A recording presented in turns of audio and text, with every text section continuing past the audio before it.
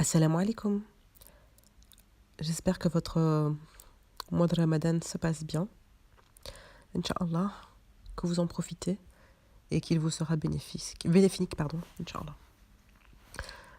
Alors, comme c'est Ramadan, sur Facebook, c'est vraiment l'effervescence. Que ce soit en termes de demande de recettes, que ce soit en termes de questions. Et subhanallah, j'avais besoin de réagir. Parce que bon, on n'est que le 3e jour, hein, mais j'ai déjà pu voir pas mal de choses. Et des choses plus ou moins ahurissantes. Attention, je juge absolument pas. C'est pas du tout dans mon but de vouloir me moquer ou autre, mais subhanallah, comment est-ce qu'on peut poser comme question en tant qu'adulte? Est-ce que si je mets du déodorant, cela va annuler mon jeûne? Est-ce que si je vais chez le gynécologue et qu'elle m'ausculte, est-ce que ça va rompre mon jeûne? Subhanallah, ce sont des petites choses, mais ça démontre qu'on ne connaît pas les conditions, enfin, on ne connaît pas les choses qui annulent le jeûne. Parce que si on connaît les actes qui annulent le jeûne, on ne pose pas ce genre de questions. Et puis, subhanallah, il y a toute l'information sur Internet. Pourquoi être toujours dans ce cercle de l'assistanat, si je puis dire, de demander l'information, plutôt que d'aller la chercher nous-mêmes? Alors que, subhanallah, en islam, on insiste bien sur le fait d'aller chercher l'information, de se bouger, de se retrousser les manches, enfin voilà, en tant qu'être humain responsable. Et c'est le contraire, c'est vraiment tout le contraire que je vois. Et subhanallah, au vu des questions qui se posent, je me dis, mais est-ce qu'on connaît nos bases? Est-ce que les fondements sont solides? Le tawhid, est-ce que ça dit quelque chose enfin, j'ai l'impression vraiment qu'ici, notamment à Bruxelles, on a une communauté de paraître, une communauté très très superficielle, où la spiritualité n'a pas une très grande place, où on se repose sur nos acquis, où on ne va pas chercher l'information, où on attend que tout nous vienne sur un plateau, où on n'a pas spécialement d'esprit critique. Enfin, subhanallah, il y a des personnes qui sont vraiment mashallah, très gentilles, tout ce qu'on veut, mais qui ne vont même pas chercher l'information, qui se posent des questions. Enfin, parfois, quand je vois certaines réponses, il n'y a aucune rahma dans les réponses. Enfin, où sont les bases? Où sont notre bon comportement? Où sont les adultes responsables, émancipés que nous sommes censés être? Nous sommes censés être une communauté de biens, une communauté de gens qui vont chercher l'information, une communauté de personnes qui sont posées, qui réfléchissent, qui essaient d'avoir un minimum de rahma envers les autres. Et subhanallah, c'est tout le contraire qu'on voit sur les réseaux sociaux. Vraiment tout le contraire. Entre les jugements, le fait de toujours vouloir rabaisser autrui. Et là, c'est vraiment le cas avec tout ce qui est grossesse et allaitement. Donc il y en a qui disent oui, mais elles sont enceintes, elles essayent même pas. Mais subhanallah, personne n'a dit qu'elles étaient obligées d'essayer. La femme enceinte n'est pas obligée de jeûner. Si elle veut le jeûner, bismillah, elle va jeûner. Si elle ne veut pas le jeûner parce que pour X ou Y raison, c'est son droit. Allah subhanahu wa ta'ala a donné une miséricorde à ce niveau-là. Qui sommes-nous pour dire ouais, elle a choisi la solution de facilité? Mais subhanallah, qu'est-ce qu'elle a choisi la solution de facilité? C'est un droit qu'elle a. Elle n'est pas obligée de jeûner. Donc pourquoi devons-nous juger et toujours essayer de rabaisser enfin, subhanallah. Oui, mais moi j'ai jeûné pendant 9 mois, j'étais enceinte. Enfin, alhamdoulilah, si tu as pu jeûner, alhamdoulilah, tant mieux pour toi. Ce n'est pas le cas de tout le monde. Tout le monde n'a pas la même grossesse, tout le monde n'a pas la même endurance. Il y a des femmes qui font des malaises, subhanallah, des malaises, mais elles veulent quand même continuer à jeûner. Elles se disent, c'est pas grave, j'ai fait un malaise, c'est pas grave, je vais m'allonger, je vais rester allongée jusqu'à la fin de la journée. Subhanallah. Mesdames, est-ce que vous vous rendez compte du poids de la santé? La santé est une MNA, notre corps est une MNA. Allah subhanahu wa ta'ala nous a loué ce corps. Et on devra le rendre, le restituer. Et on aura des comptes à rendre par rapport à l'utilisation qu'on en a faite. Qu'est-ce que tu as fait de ta santé? Tu avais un capital santé, qu'est-ce que tu en as fait? Mesdames, ne vous forcez pas à jeûner si ça ne va pas. Si vous êtes malade.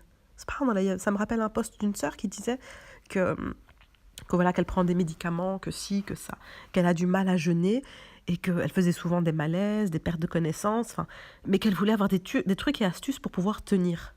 Mais subhanallah, ma sœur, tu es malade. Tu es malade, ta santé ne te permet pas de jeûner, tu as une médicamentation à prendre, une médicamentation qui est importante pour toi. Pourquoi est-ce que tu veux prendre le risque de bousiller ta santé? Pourquoi est-ce que tu veux te faire du mal? Subhanallah, mesdames. La religion, c'est pas la difficulté. La religion, c'est la facilité. Allah subhanahu wa ta'ala ne veut pas nous rendre les choses difficiles. Il veut nous rendre les choses simples. Pourquoi toujours compliquer ce qui est simple? Les conditions sont relativement claires. Il y a divergence sur certains petits points. Mais en termes de jeûne, voilà, la femme qui allait, la femme qui est enceinte, elles sont dispensées. Elles veulent jeûner, bismillah, allons-y. Elles ne veulent pas, elles ne le font pas. Et personne n'a à les juger. Personne n'a à leur dire « tu es faible, tu n'as même pas voulu essayer ». Enfin, subhanallah. Mesdames, entre sœurs, on devrait être beaucoup plus clémentes, beaucoup plus gentilles, beaucoup plus aimantes. Nos propos devraient émaner de l'amour et pas de la haine, pas du dédain. Subhanallah. Et ça me mène vraiment à me dire, mais on est vraiment dans une communauté de paraître. Ah, tu jeûnes pas? Ah, oh là là. Ah, t'es enceinte? Bon, tu jeûnes pas. T'as essayé? Ah non, t'as pas essayé. Bon. Je reviens toujours avec ça, mais c'est parce que c'est quelque chose qui me choque. Et enfin, il y a plein de choses, et subhanallah.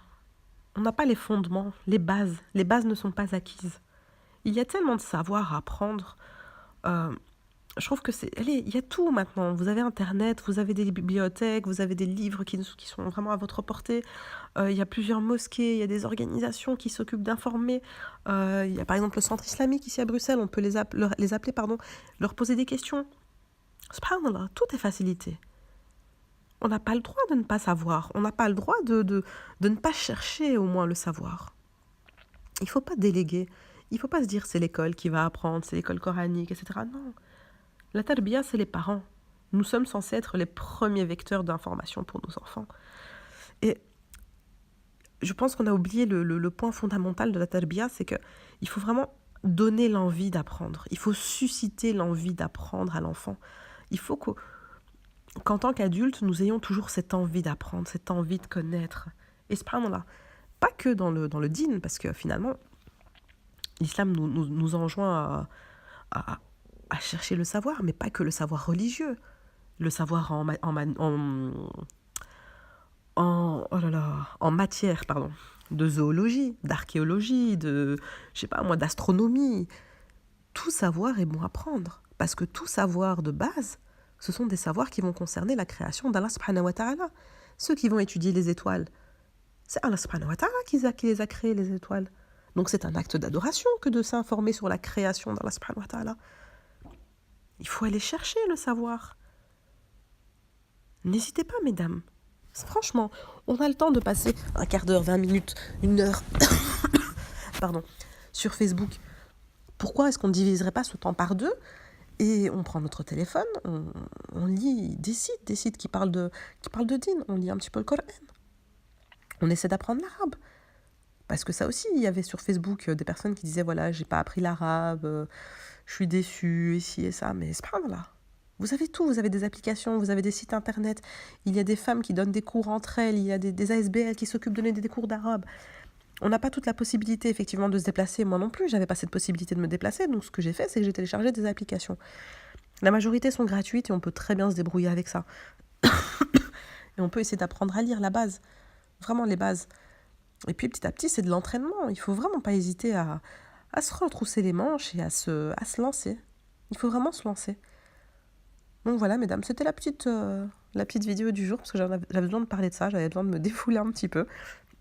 Parce que, subhanallah, une communauté d'assistés, ça peut pas durer.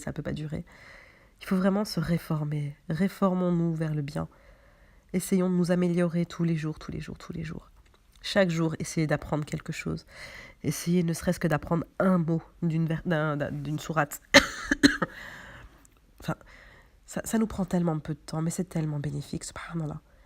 Une journée compte 24 heures. Sur 24 heures, est-ce qu'on ne peut pas octroyer ne serait-ce qu'une demi-heure à notre spiritualité, à ce qu'Allah subhanahu wa ta'ala nous a donné, le respect envers notre intelligence, ne serait-ce qu'apprendre quelques petites choses. Franchement, d'apprendre des belles choses, sur tous les domaines. Découvrir un animal qu'on ne connaissait pas, puisque voilà, on est loin de connaître de connaître tout l'étendue des différents animaux qu'Allah subhanahu wa ta'ala a créés. Mais voilà, même ne serait-ce qu'apprendre le nom d'un nouvel insecte. C'est apprendre quelque chose en plus de la création d'Allah subhanahu wa ta'ala. Il y a plein de choses, mesdames. Ayez cette envie d'apprendre, cette curiosité. N'hésitez pas à remettre en question ce qu'on vous a appris. N'hésitez pas à remettre en question ce que vous voyez autour de vous. N'hésitez pas à vous informer. La base de l'islam, le tawhid, les différents piliers. Et pas uniquement le paraître. Je porte le voile, je prie, je mange halal, c'est bon, je fais le bien, c'est bon. Non, c'est pas bon. Non, c'est pas bon. Non, c'est pas bon. Il faut apprendre le Coran, il faut essayer de l'appliquer. Combien ont déjà lu des exégèses? Est-ce que la majorité savent déjà ce que ça veut dire, exégèse? Savent ce que c'est? Enfin voilà, mesdames, apprenez, sincèrement, apprenez. Je ne vous veux que du bien, hein, et je parle pour moi en premier également, mais apprenez. Enfin voilà, c'était le petit message du jour. J'espère que vous le prenez bien. Et si vous avez de quelconques commentaires à émettre, n'hésitez pas en commentaire. C'est là pour ça. Vous avez totalement le droit d'être en désaccord avec moi. N'hésitez pas si vous trouvez que certaines choses n'étaient peut-être pas correctes ou mal exprimées. Ainsi, on peut essayer de s'améliorer un petit peu et d'en discuter ensemble. Donc voilà, j'espère qu'Allah subhanahu wa ta'ala vous facilite votre jeûne, vous le rende bénéfique. Et je vous dis à bientôt, Inch'Allah. Salam alaikum.